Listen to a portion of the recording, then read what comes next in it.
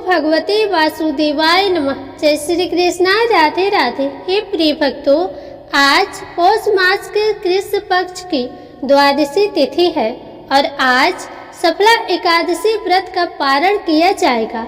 यानी कल 26 दिसंबर को जिन भक्तों ने सफला एकादशी का व्रत रखे थे वे आज 27 दिसंबर शुक्रवार को पारण करेंगे। आज का दिन बड़ा ही शुभ और मंगलकारी है। एकादशी के व्रत के पारण के दिन तुलसी माता और लक्ष्मी माता की कथाओं को सुनने से ही एकादशी का व्रत पूर्ण माना जाता है और भक्तों की समस्त मनोकामनाएं पूर्ण होती है। तो जिन लोगों ने व्रत नहीं भी रखा है वे भी द्वादशी के दिन तुलसी माता की इन पावन कथाओं को सुन सकते हैं। तुलसी माता की कथाओं को सुनने से धन संपत्ति और अनंत शुभ फलों की प्राप्ति होती है। तो आइए भगवान श्री लक्ष्मी नारायण जी के चरणों का ध्यान करते हुए इन कथाओं को सुनते हैं। बोलिए श्री राधे कृष्ण भगवान की जय। ये सुनते हैं तुलसी माता की संपूर्ण कथाएं। तुलसी माता को हरि प्रिया भी कहा जाता है। जितना भगवान श्री हरि विष्णु सोने चांदी हीरे मोती और रत्नों से प्रसन्न नहीं होते उतना सिर्फ तुलसी दल से प्रसन्न हो जाते हैं। सच्ची श्रद्धा भाव से तुलसी दल भगवान विष्णु को अर्पित करने से मनुष्य के सभी संकट कट जाते हैं और मनोकामनाओं की पूर्ति होती है।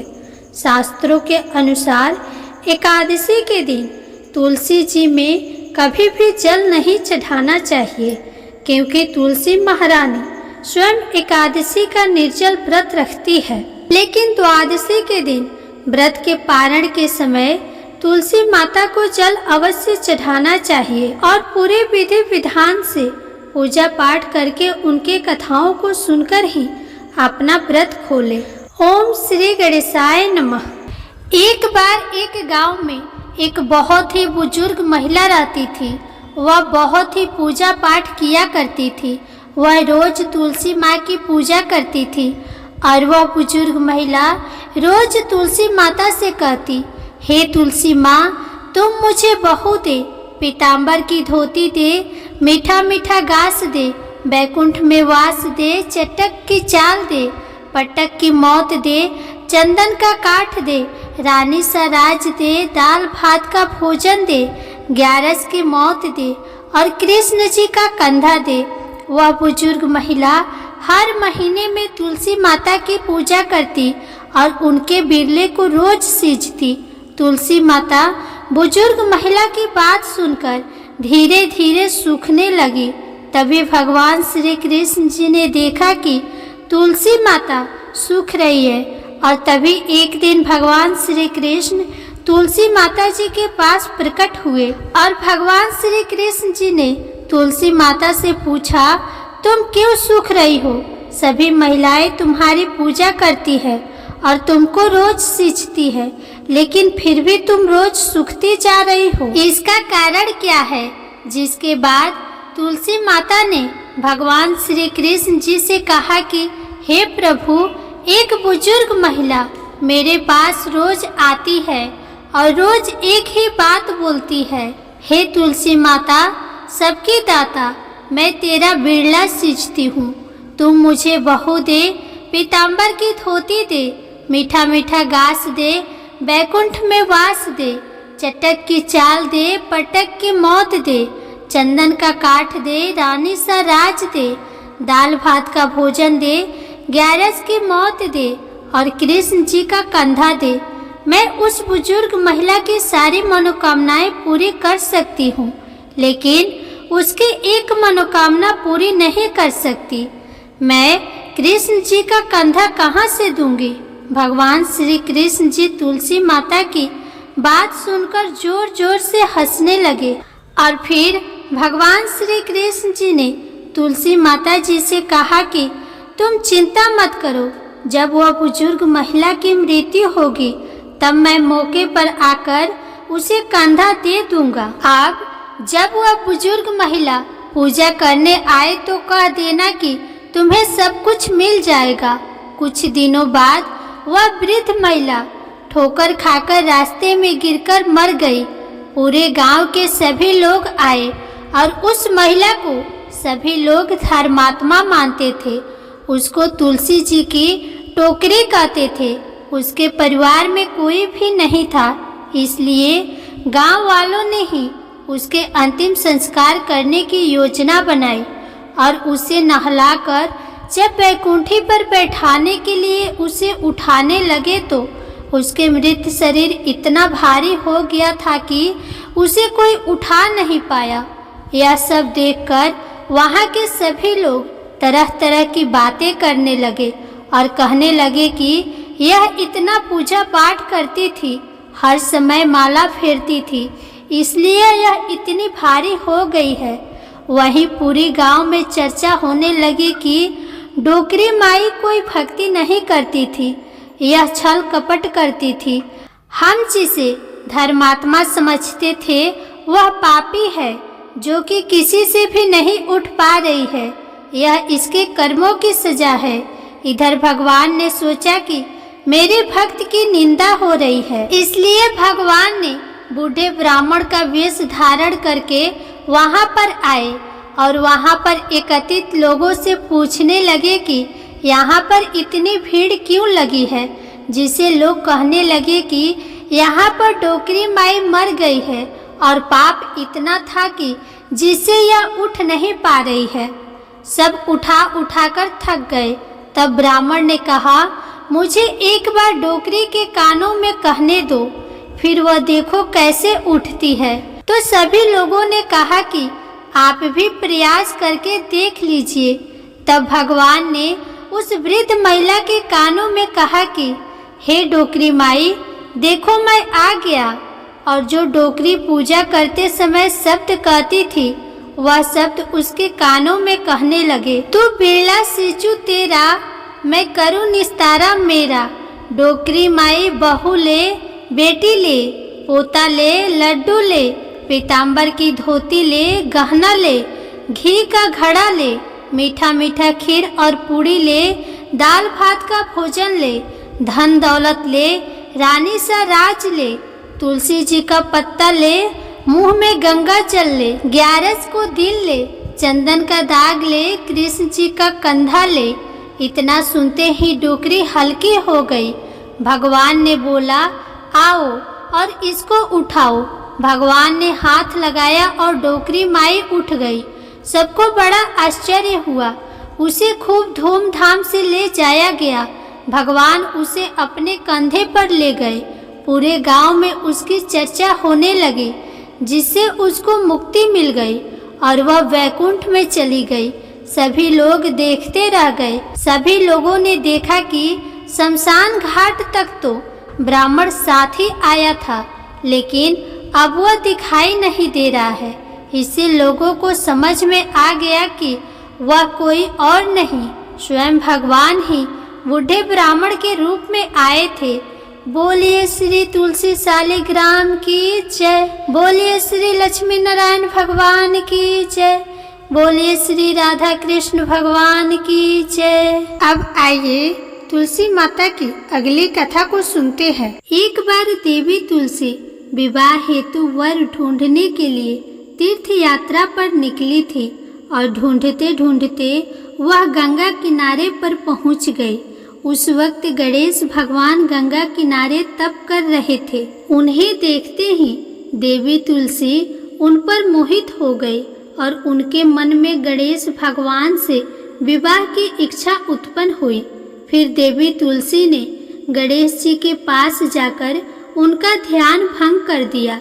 आंखें खोलने के बाद गणेश भगवान के सामने देवी तुलसी खड़ी थी, लेकिन सामने एक स्त्री है, इसलिए अपने क्रोध को नियंत्रण में रखकर गणेश भगवान ने पूछा, आप कौन है देवी और मेरा ध्यान भंग करने का क्या कारण है? जवाब में देवी तुलसी ने अपने परिचय के साथ गणेश जी से विवाह की बात कर ली। उत्तर में गणेश जी बोले, देवी मैं ब्रह्मचारी हूँ, उस वजह से मैं विवाह नहीं कर सकता। अपने विवाह प्रस्ताव के लिए ना सुनने के बाद देवी तुलसी क्रोधित हो गई और उन्होंने गणेश जी को श्राप दे दिया कि उनका ब्रह्मचर्य टूटेगा और उनके 2 विवाह होंगे। इस बात पर गणेश भगवान भयंकर क्रोधित हो उठे, क्योंकि एक तो वह स्त्री है, इसलिए ध्यान भंग करने पर भी गणेश जी ने कुछ नहीं कहा और इतनी विनम्रता से बात करने पर भी उन्हें श्राप दिया गया। फिर गणेश जी ने भी देवी तुलसी को श्राप दिया कि तुम्हारा विवाह शंखचूड़ नाम के असुर के साथ होगा। एक देवी होकर भी उनका विवाह एक राक्षस से होगा। ये जानकर देवी तुलसी विचलित हो गई और विनायक जी से इस कठोर श्राप से मुक्ति दिलाने की क्षमा याचना करने लगी। फिर गणेश जी को तुलसी देवी पर दया आ गई। वह बोले कि मेरा श्राप तो बदल नहीं सकता, वह तो सच होकर ही रहेगा, लेकिन अगले जन्म में तुम एक पेड़ बनोगे और भगवान विष्णु जी की अति प्रिय होगी। उनकी पूजा में भी तुम्हारा एक महत्वपूर्ण स्थान होगा और कलयुग के इंसान को तुम मोक्ष का मार्ग दिखाओगी। लेकिन तुमने मेरा तप भंग किया है और मुझे ब्रह्मचारी होकर भी 2 विवाह का श्राप दिया है, इसलिए मेरी किसी भी प्रकार की पूजा में तुम निषिद्ध होगी। इस प्रकार देवी तुलसी गणेश भगवान की पूजा में निषिद्ध हो गई। तो प्रेम से बोलिए तुलसी माता की जय, श्री गणेश जी महाराज की जय। अब आइए तुलसी माता की अगली कथा को सुनते हैं। शिव पुराण के अनुसार पौराणिक समय में दैत्यों का राजा दंभ हुआ करता था। वह बहुत बड़ा विष्णु भक्त था।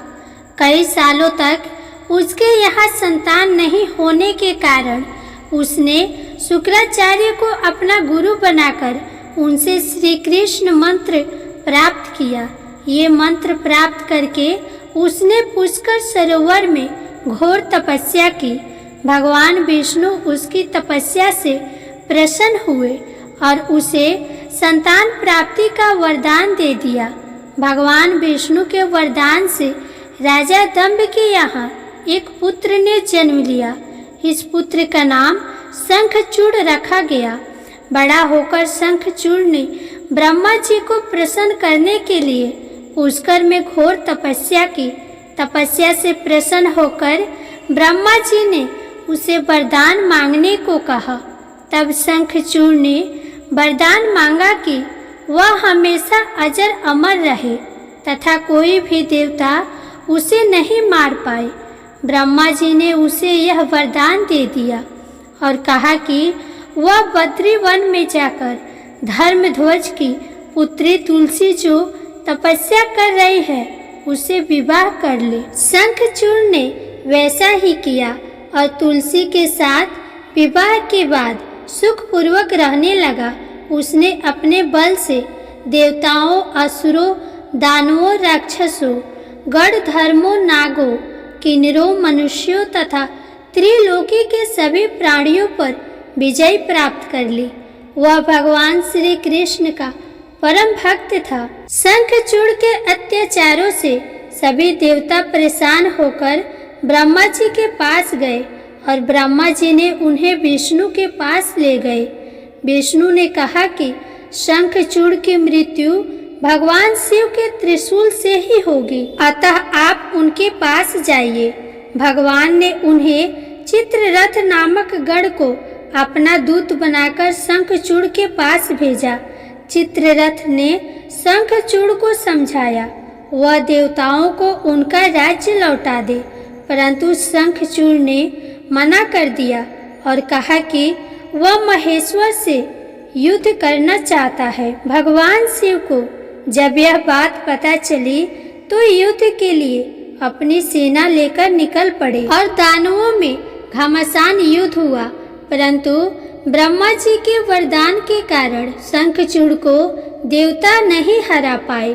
भगवान शिव ने शंखचूड़ का वध करने के लिए जैसे ही अपना त्रिशूल उठाया तभी आकाशवाणी हुई कि जब तक शंखचूड़ के हाथ में श्री हरि का कवच है और उसकी पत्नी का सतीत्व अखंडित है, तब तक इसका वध असंभव है। आकाशवाणी सुनकर भगवान विष्णु वृद्ध ब्राह्मण का रूप धारण कर शंखचूड़ के पास गए और उससे श्री हरि कवच दान में मांग लिया। शंखचूड़ ने वह कवच बिना किसी संकोच के दान कर दिया। शंखचूड़ का रूप बनाकर तुलसी के पास गए। शंखचूड़ रूपी भगवान विष्णु ने तुलसी के महल के द्वार पर जाकर अपने विजय होने की सूचना दी। यह सुनकर तुलसी बहुत प्रसन्न हुई और पति रूप में आए भगवान का पूजन किया।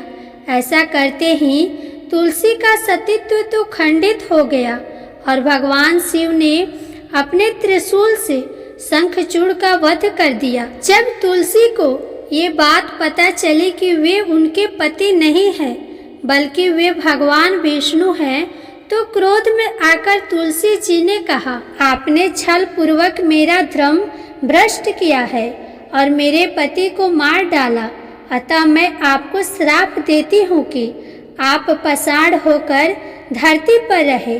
तब तक भगवान विष्णु ने कहा कि देवी, तुम मेरे लिए भारतवर्ष में रहकर बहुत वर्ष तक तपस्या कर चुकी हो। तुम्हारा यह शरीर नदी रूप में बदलकर गंडकी नामक नदी के रूप में प्रस्तुत होगा। तुम पुष्पों में श्रेष्ठ तुलसी का वृक्ष बन जाओगी और सदा मेरे साथ रहोगी। तुम्हारे श्राप को सत्य करने के लिए मैं पाषाण शालिग्राम बनकर रहूंगा। गंडकी नदी के तट पर मेरा वास होगा। प्रेम से बोलिए भगवान विष्णु और तुलसी माता की जय। आप सुनिए लप्सी और तपसी की कहानी। एक लप्सी था, एक तपसी था। तपसी हमेशा भगवान की तपस्या करता था, लेकिन उसे चोरी करने की आदत थी। लप्सी हमेशा सवा सेर की लप्सी बनाता और सबसे पहले भगवान को भोग लगाता, उसके बाद में स्वयं भोजन करता। दोनों भाइयों का यही नियम था। एक दिन किसी बात को लेकर दोनों भाइयों में कहा सुनी हो गई। तपसी कहने लगा कि मैं रोजाना भगवान की तपस्या करता हूँ, इसीलिए मैं बड़ा हूँ। तो लप्सी बोला कि मैं रोज भगवान को सवा सेर का लप्सी का भोग लगाता हूँ, इसीलिए मैं बड़ा हूँ। ऐसा कहते हुए दोनों जोर जोर से लड़ने लगे। तभी वहाँ से नारद जी गुजर रहे थे। दोनों को लड़ता हुआ देखकर वहाँ आए और उनसे पूछा कि तुम दोनों लड़ क्यों रहे हो। तो दोनों ने अपने आप को बड़ा बताया और साथ में बड़ा होने का कारण भी बताया। तो नारद जी बोले कि इसका फैसला मैं कर दूंगा, कल आकर बता दूंगा कि कौन बड़ा है। दूसरे दिन लप्सी और तपसी नहाकर अपने रोज की भक्ति करने आए। तो नारद जी ने छुपकर 1.25 करोड़ की एक एक अंगूठी उन दोनों के आगे रख दी। जैसे ही भक्ति करते हुए तपसी की नज़र उस अंगूठी पर पड़ी तो उसने चुपचाप से उठाई और अपने पैर के नीचे दबा दी। लप्सी की नज़र अंगूठी पर पड़ी, लेकिन उसने ध्यान नहीं दिया। उसने पहले भगवान को भोग लगाया और फिर स्वयं भोजन करने के लिए बैठ गया। थोड़ी ही देर बाद नारद जी सामने आए तो दोनों ने पूछा कि अब बताओ हम दोनों में से कौन बड़ा है। तो नारद जी ने तपसी से कहा, तपस्या तो तुम करते हो, इतनी तपस्या करने के बाद भी तुम्हारी चोरी करने की आदत नहीं गई। यह अंगूठी मैंने ही तुम दोनों के आगे रखी थी। मैं ये देखना चाहता था कि तुम दोनों में से किनके मन में लालच है। तो तूने तो अंगूठी दिखाई पड़ते ही झट से अपने पैर के नीचे दबा ली। लेकिन लप्सी का ध्यान अंगूठी पर जाने के बाद भी लप्सी ने अंगूठी को नहीं उठाया और ना ही ध्यान दिया। उसने सिर्फ अपने भगवान में ही ध्यान रखा, उन्हें भोग लगाया और बाद में भोजन करने लगा। इसीलिए लप्सी बड़ा है और तुम्हें तुम्हारी तपस्या का कोई भी फल नहीं मिलने वाला। जितनी चाहे मर्जी तुम तपस्या कर लो, तुम्हें इसका कोई भी फल नहीं मिलेगा। तो तपसी को यह सुनकर बहुत ही दुख हुआ और वह शर्मिंदा होकर नारद जी से माफ़ी मांगने लगा कि आज तक मेरी गलती माफ़ करो और मुझे बताओ कि मेरी तपस्या का फल कैसे मिलेगा। आज के बाद कभी भी मैं चोरी नहीं करूँगा। तो नारद जी ने कहा कि यदि कोई गाय या कुत्ते के लिए रोटी नहीं बनाएगा तो उसका फल तुझे मिलेगा। यदि कोई व्यक्ति ब्राह्मण को भोजन करवाकर उसे दक्षिणा नहीं देगा तो उसका फल भी तुझे ही मिलेगा।